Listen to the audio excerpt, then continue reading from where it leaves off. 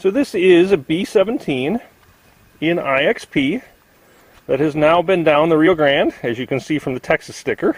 And it is just finishing a trip on the Bloodvein River in central Manitoba. We were 7 days in the Rio Grande in it. We are 17 days in the Bloodvein, and it's seen some other day paddling as well in Minnesota and Wisconsin. It's probably seen 27-ish days in the water, in moving water, in whitewater situations. And we'll take a look at the stems. And for those that can see, we've chewed through just a little bit where my finger is. We've gone into the first layer of cloth there. This is the stern, by the way. As the heavier one, it sees a little bit more wear. We're usually slightly out of trim no matter what I try and do. And then we're just going to kind of walk along the boat. And we'll zoom out just a little bit. And we're going to get me out of the shadow. We're going to switch sides. Apologies for the fun screenness. But you can see the bottom scratched up. It's got some good wear and tear. We'll zoom out even a bit more. See if I can show most of the boat. You know, but it doesn't look any worse than a regular old composite boat does after a few years of use. And of course this is river use. We've been lining pretty consistently. You can see the lines in the ends of the boats, which means it gets drug along the shore quite a bit as we get set up for the next stage of the lining. We'll look at the bow.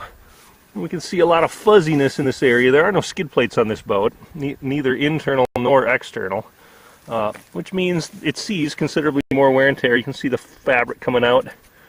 You can see it's a little bit moist right there yet from morning. And we'll try not to change the orientation too much, but we'll take a look at the side of the boat. Once again, you can see the lining hole there.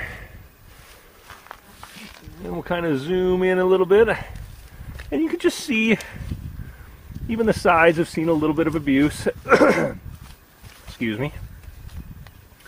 You can see one of the spots. There's a pretty good shot. That's from this trip at some point. I can't honestly tell you when.